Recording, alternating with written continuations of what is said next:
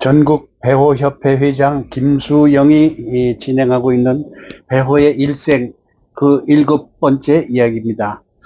서양 화가 김수영의 작품을 배경으로 해서 이번에 읽어드리도록 하겠습니다. 정영교 씨의 작품 배호 약전 계속되겠습니다. 1969년 배호의 향후 3년에 대한민국 최고의 슈퍼스타급 가수 전성기 시대가 시작된 해. 1969년 1월 신세기 레코드사 전소 이봉조의 늦어도 그날까지 정민섭 곡들을 취입했으나 그 수준 있는 예술성에도 불구하고 대중적인 인기가 미비함, 작곡가 나규호와 작사가 전우의 황금 트리오라 불릴 정도로 예전의 빛을 못 본 누가 울어 안개 속으로 가버린 사랑, 안녕, 당신의 연이은 전국적인 대히트로 각종 상 수상하는 영광과 당시 최고의 전속료를 받았다. 당시 100만원의 전속료는 지금으로 환산하면 1억의 거금. 활발한 라디오 방송 출연 시작. 1969년 3월이죠. 영화방송 올스타쇼의 배호쇼에 출연, 이상열, 문주란, 현미, 정훈희 등 참조 출연하였고, 유쾌한 응접실에 출연, KBS 의문열차, 코미디언 서영춘이 사회본, MBC 라디오 그랜드쇼 등에 출연하였다. 배우와 가장 친했던 세 사람, 이상열, 문주란, 정훈희. 본격적인 가요계 활동 시기가 비슷하며 같이 공연 많이 한 네 사람은 유달리 친했다. 이상열, 배호보다 너댓 살 밑으로 같이 자주 공연하며 배호를 형처럼 동료처럼 따랐다. 아마도 빗물이겠지가 대표적으로 고위 공직자인 아버지의 후광을 많이 얻었다고 함. 미국으로 이민 가서 최근에는 연예 프로모션 사업으로 성공한 사업가가 되었다. 문주란, 부산 출신으로 여고 시절부터 노래를 잘하는 학생으로 소문이 자자했으며 배경호 선생의 동숙의 노래로 1966년 만 16살의 나이로 성재희를 잇는 어린 소녀의 잔잔한 저음으로 호소력으로 가요계를 놀라게 함. 그 후 돌지 않는 풍차 등 히트곡. 배호는 10살이나 어린 소녀 가수 문주란을 너무 귀엽게 생각했는지 짓궂은 장난을 놀려주었다. 배호의 성격은 완벽한 노래를 하기 위해 음악에 대한 욕심이 큰 반면 세상 물적 현실을 어두운 정도로 순진무구한 성격으로 농담과 짓궂은 장난을 동료 가수들에게 많이 했다 한다. 문주란이라는 예명은 전우 씨가 지어줬다. 정훈희, 부산 출신으로 여고 시절부터 노래를 잘하는 학생으로 소문이 자자했으며 배경호 선생의 동숙의 노래로 1966년 말 제가 잘못 읽었군요. 정훈이, 오누이처럼 가장 친했던 두 사람의 아름다운 추억. 배우와 한국 가요계에서 처음 등장한 서구적인 클래식한 폴루스로 티 없이 맑고 고운 음색의 정훈이, 요즘으로 말하자면 pop해라 하는 소프라노 같은 음색, 노래로 67년 초 당시 17세의 어린 나이로 전국을 안개로 완전히 뒤덮은 정훈이와는 유달리 각별했던 관계다. 이 둘은 마치 오누이처럼 친하게 지내며 공연을 같이 하고 유명 연예 잡지 화보에도 다정하게 마치 제주도로 신혼여행한 신혼부부의 정다운 모습처럼 촬영한 순수한 청춘의 모습이 돋보이는 두 사람의 밝은 표정의 사진이 많이 남아있다. 그들은 각별한 관계로 67년 겨울로 거슬러 간다. 67년 두 사람은 가요계의 인기 신인 가수로 일약 당시 가요계의 기리나로 인기 가수가 된 신인 배호와 신인 가수 정훈이는 같이 공연을 하게 되는데 유달리 마음씨가 곱고 발랄하며 부침성이 강한 싹싹한 성격의 정훈이는 들것에 누워 다니며 병든 몸을 부축받으며 간신히 지탁하며 노래하는 배호의 안타까운 모습을 옆에서 보고 17세의 예민한 10대 소녀로 큰 충격을 받고 옆에서 배호 아저씨 하며 눈물을 흘리며 안타까워하면서 병마에 시달리는 배호를 진심으로 염려해 주었다. 배호를 따뜻하게 위로해주며 나이에 맞지 않게 마음을 많이 써주며 친절을 다하였다. 너무나 외롭고 몸이 아팠던 배호는 그런 정훈이가 너무도 고맙고 사랑스러워 그녀를 정말 친동생처럼 아끼고 위해 주었다. 이런 일이 인연으로 배우의 건강이 차차 회복됨에 따라 두 사람은 방송이나 쇼 무대 출연 시 남들이 오해할 정도로 함께 다니기를 좋아했다. 배우는 모 방송국 공개 프로에서 자신과 공연하는 정훈이를 자신의 입으로 관중들에게 우리 훈이는 너무 착하고 노래도 너무 잘한다고 1분 동안 서너 번을 되풀이할 정도로 두 사람의 두터운 관계를 과시했다. 오죽했으면 공연 시 배우와 정훈이는 다른 가수들과는 거의 이야기 안 하고 자기들 두 사람끼리만 웃고 떠들고 하는 경우가 많아 주변의 시샘을 많이 받았으며 부산 등 지방 공연이 끝나면 둘이서 나이트클럽에서 밤늦도록 춤을 추었으며 두 사람 다 춤을 잘 추었다. 건강 때문에 술과 담배를 끊은 배우는 지방 공연을 가더라도 남자 가수와 어울리기보다 차라리 정훈이의 춤을 추거나 드라이브를 즐겼다. 두 사람의 관계는 친오누이보다 더 친해 배우 오빠 훈이 동생으로 따르고 아꼈다. 69년 초 정훈이가 자가용을 마련하여 전에까지 배우의 자가용 코로나를 자기 차처럼 타고 다닐 정도였으며 배우가 바쁜 공연 스케줄 속에서도 시간이 나면 같이 드라이브를 즐길 정도로 가까이 지냈다. 68년 정훈이가 출연하는 9일간 나이트클럽 코파카바나에는 술을 먹지 못하는 배우가 매일 밤 나타나다시피 하여 두 사람의 관계가 뜨겁다는 소문이 나돌 정도였다. 69년 두 사람의 유별난 관계는 급기야 스캔들로 연예 잡지에 소개되었으나 배우나 정훈이는 인간적으로 너무 가깝다 보니 연예계에서 오해를 했다는 해명을 아무 일도 아닌 것으로 알려졌다. 배우는 27살 나이에 비해 철이 없을 정도로 동심적인 성격으로 남자친구보다 자기를 무척 따르는 정훈이를 친동생처럼 좋아하게 되었다. 두 사람의 친오누이 같고 가요계 동료이자 각별한 인간적인 우정은 한국 가요사에서도 쉽게 찾기 어려울 아름다운 것으로 알려졌다. 몇 년 뒤 배우의 요절에 너무나 큰 충격을 받은 정훈이는 자신도 배우 오빠 따라서 죽겠다고 절규했다는 말이 있을 정도로 정훈이는 동료 가수들 중 배우를 가장 인간적으로 친오빠처럼 따르고 너무도 좋아했던 것이다. 정훈이 씨는 부산 출생으로 부산서 고등학교 다닐 때 남다른 노래 실력을 쌓았다. 그녀의 집안도 배우처럼 음악 가족인데 아버지는 큰 오빠는 악단의 바이올린 연주자고 다른 오빠는 정희택 씨로 유명한 키보이스의 멤버였다. 정훈이는 가요계 데뷔 전 보컬 등 무대에서 노래를 하기도 했다. 그녀가 66년 작곡가 고 이봉조 씨를 처음 만나 노래를 하니 이봉조 씨는 쬐끄만 게 노래는 억수로 잘한다고 칭찬하며 안개를 취입시켰다고 한다. 대중가요의 예술성과 감성적인 호소력의 작품을 많이 남긴 작곡가 고 이봉조 씨. 그는 우선 한국 대중음악계의 테너 색스폰의 황제라고 불릴 정도로 뛰어난 연주인이었다. 그 가슴을 파고드는 색스폰의 감성의 호느낌과 호소력은 그의 연주곡을 다른 현존 대가라는 연주인이 미처 못 표현하는 것을 보면 확실히 대중가요 연주에서 지금도 그를 따를 자가 없는 것 같다. 65년 초 일본에서 재즈를 공부하고 귀국한 기록윤 씨와 순수 국내파의 연주인 이봉조 씨의 연주 대결이 있었다 한다. 들어보지는 못했지만 재즈적인 서구의 즉흥 연주에 현란함에 기록윤은 테너 색소폰과 감성의 흐느낌으로 가요적인 선이 굵은 표현력의 이봉조의 서로 개성을 달리하는 연주를 들은 전문 연주인들의 우월의 평가가 양분되었다고 한다. 재미있는 것은 지구 레코드에서 배우의 신곡 및 가수들의 노래를 취입할 때는 배우의 호소력을 가장 잘 뒷받침할 수 있는 연주자로 이봉조 씨가 꼽혔다고 한다. 그가 세션으로 색소폰 연주를 해야 노래가 살고 따라서 많은 음반 판매를 보증할 수 있었기에 그가 없으면 다른 연주자는 불가하고 꼭 그를 수배해서 녹음했다 할 정도로 당대의 그의 연주는 최인류로 꼽혔다. 이봉조 씨의 선이 굵고 단도직입적인 간결하며 가슴에 스며드는 호느끼는 풍부한 감정 표현, 마지막 입세는 돌아가는 삼각지 등 대표곡을 그가 좋아해 배우의 주요 곡을 연주한 음반을 발표하기도 했다.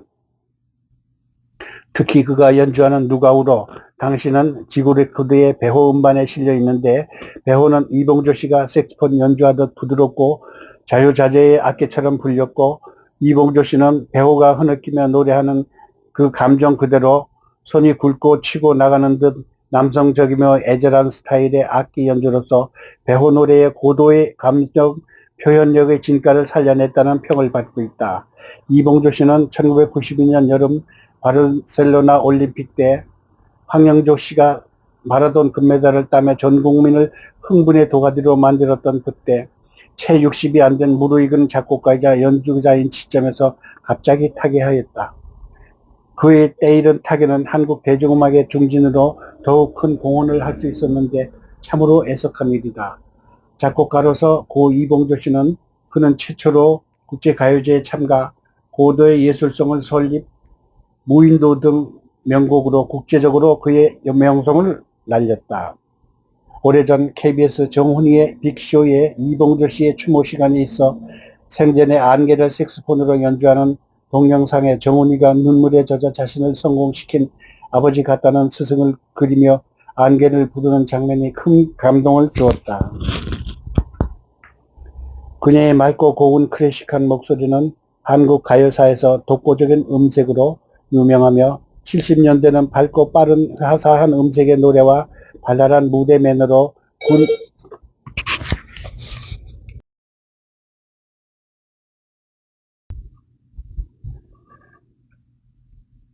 그녀의 맑고 고운 클래식한 목소리는 한국 가요사에서 독보적인 음색으로 유명하며 70년대는 밝고 빠른 화사한 음색의 노래와 발랄한 무대 매너로 군 위문 공연 등에서 큰 인기를 누렸으며 한국 가수 중 아마 최초로 칠레 국제가요제 및 동경가요제에서 자신의 빅히트곡인 이봉조의 무인도를 열창, 세계적으로 요즘에 이지라는 파페라 가수에 못지않은 뛰어난 가창력을 세계인에게 선보이며 입상하여 국위를 선양하였다.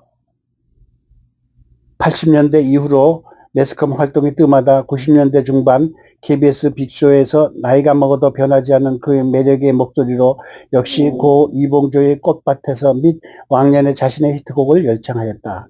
최근에는 그녀도 가요 무대에 흑간 출연 대표곡인 꽃밭에서를 즐겨 열창하였다. 그의 노래를 들을 때마다 가사 중에 꽃밭에 앉아서 꽃잎을 보내 고운 빛은 어디에서 왔을까? 아름다운 꽃이요, 꽃이요. 이렇게 좋은 날에 그님이 오신다면 얼마나 좋을까?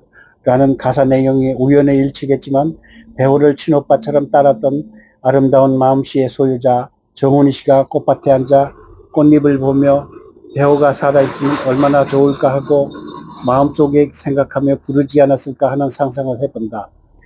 1969년 7월 지구리 레코드사에서 150만 원을 받고 전속, 당시 가요계 최고의 전속료로 기록된 중견 작곡가인 방춘석의 만나면 괴로워, 배경호의 곡 등을 다소 취임.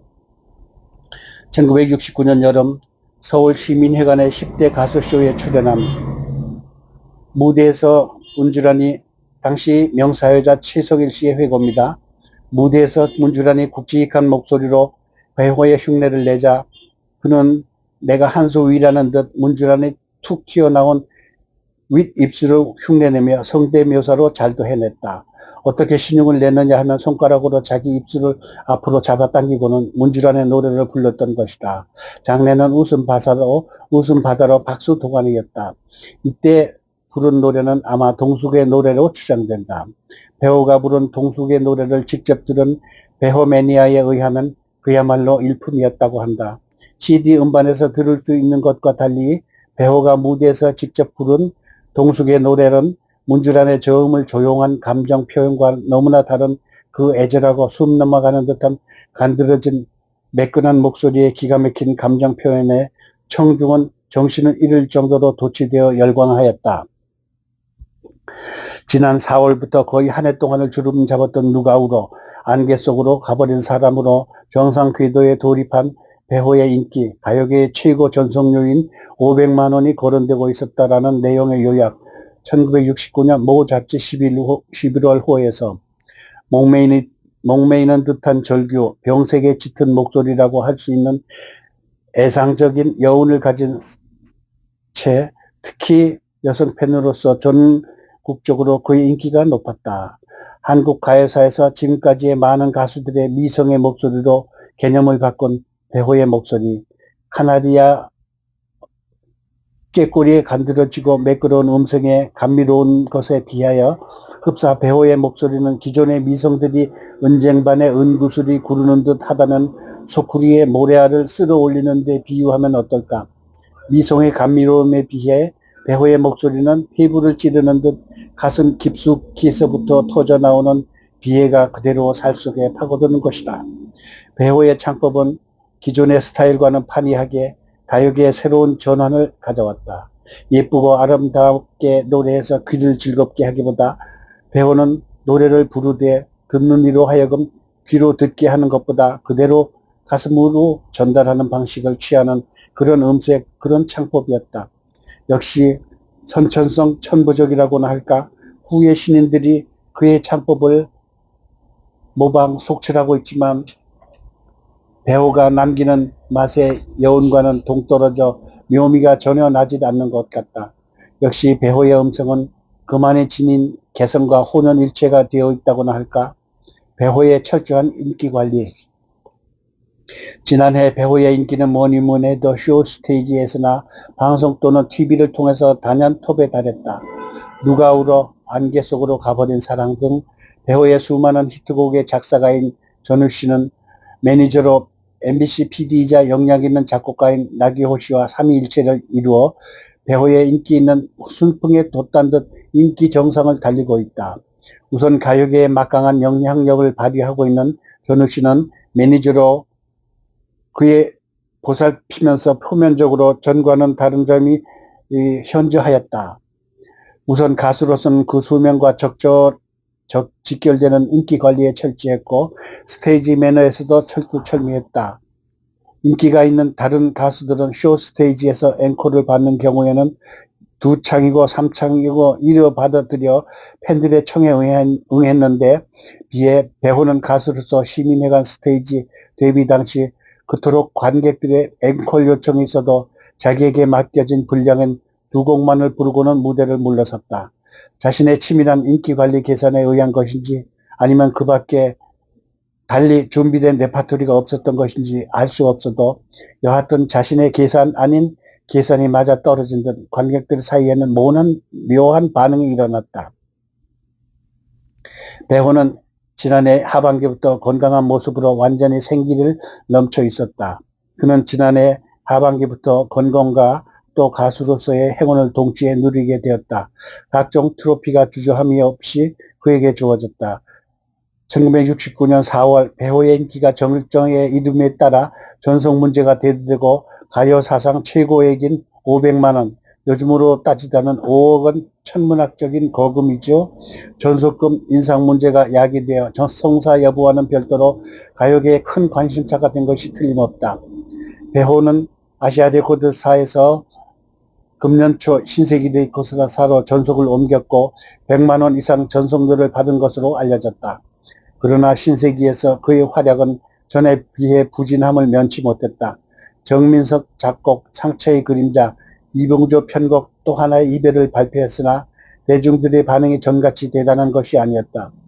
그때의 배호 심경을 그는 아차 이제 내 인기도 끝장이 나는구나 싶었죠. 이래선 안 될 텐데 하고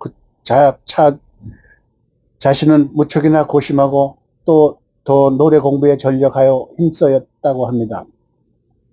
솔직히 말해서 자기 처신을 할 줄 아는 가수라고나 할까? 성격에 가식이나 꾸밈이 없다. 그러나 그가 말하는 인기의 끝장은 그리 쉽사리 들이맞지 않았다. 5개월 전부터 전우 작사, 나기호 작곡, 안녕은 다시 한번 배호의 인기를 건재함을 말해주었다. 이 노래로 배호는 다시 지구 레코드사로 전속을 옮겼고 그동안 레코드계는 불경지에서 휘말려드는 것 같았으나 배호의 노래는 종전과 다름없이 단연 톱에 머물고 있다고는 하지만 수입 면에서는 어떨까 하고 회의감을 안겨주었다. 주위의 권유로 노래만 부를 것이 아니라 드럼을 다시 다루어 보는 것이 어떠냐고 그의 다양성 있는 스타일을 권하는 것은 그의 수백 통의 팬레터에서도 팬들의 요청으로 나타나고 있다. 1969년 11월 9일 신장염의 재발로 동학사로 간 배우의 처절한 투병의 모습 잡지에서 발췌했습니다. 68년을 넘기고 병과 호전되자 배우는 일선 스테이지에서 출연하는 등 갑자기 바쁜 나날을 보내기 시작하였다. 물론 병을 완전히 치료하지도 못한 채, 그러나 당시 그의 입장으로서는 병을 완전히 치료할 만큼 시간적 여유가 전혀 없었다. 배우는 주변에서 공기 좋고 물 좋은 시골에 내려가 요양하라는 권고를 받아들여 그의 어머니와 함께 계룡산으로 떠났다. 이때의 그의 심경, 그것을 당시 취재하던 본 기자의 수첩에서 인용해 보기로 하겠다. 배우는 계룡산에서 쓴 일기를 기자에 넘겨주었다. 11월 10일 1969년이죠. 솔나무 가지를 스쳐가는 싸 하는 바람소리, 귀에 들리는 것이라고는 그것뿐. 주위가 모두 공허함 가득 차 있었다. 대전에서 유성온천을 지나 멀리 있는 계룡산의 계곡 속에 자리 잡은 동학사라는 절. 원래 이곳에서 치료할 계획이었으나 시설이 불비해 그 근처의 관광 호텔로 들어갔다. 중약, 내 병 관할을 위해 홀로 내려오신 어머니의 온종일 방에서 별로 얘기도 없이 시간을 보냈다. 어머니는 서울에서 올 때 한의원에서 지어갖고 온 한약을 다리느라고 꽤 고심을 하신다. 내가 최초로 신장병에 걸렸을 때, 그때 나는 바로 이 한약을 다려먹고 건강이 회복되었다. 이번에도 그 한약을 보름치나 지어 갖고 왔으니 이 약만 다 먹으면 틀림없이 건강이 회복될 것이다. 11월 12일 방이 너무나 차다. 온종일 떨고 지낸다. 11월 12일 아침에 숙소를 옮기기로 결정하다 관광 호텔이라지만 시설이 빈약해 할 수 없이 유성 온천 호텔로 나왔다. 자, 이렇게 해서 1969년 11월 12일자 일기로 배우님의 나의 일생, 배우의 일생 제7편을 마치도록 하겠습니다. 여기에서 일기 서두에 있었던 그 병원 내지는 그 온천 관광 호텔에 들어가는 문장이 웬만한 문학가 이상으로 세련되고 아주 그냥 절절하게 느낌이 오는 아주 세련된 그런 문장이었습니다. 거의 죽음에 가까울 정도로 또 다시 병에 도전해가지고 휴양을 위해서 내려가서 가수 활동을 중단하고 호텔에 참 한약을 대려먹고 있는 배우님의 심정이 너무나도 가슴 아프고 아려옵니다. 이때만 해도 1969년이니까요. 정식 나이로 따진다면은 27세, 8세 그 정도밖에 안 됐는데 요즘의 젊은이로 말한다면은 이제 세상에 막 출발할 나이인데 그 당시 배우님은 온갖 풍파를 겪고 인기의 절정에 올랐다가 또 다시 병마에 시달려서 다시 감옥과 같은 병 구원을 위해서 대전에 있는 온양호텔로 가는 그 심정이 얼마나 아팠을까 하는 그런 느낌이 다가옵니다. 자, 이렇게 해서 배우님의 일생 7편 이야기를 마치도록 하겠습니다. 여러분 구독, 좋아요 눌러주시고요. 8편도 기대해 주시면 고맙겠습니다. 열심히 하겠습니다. 감사합니다. 고맙습니다.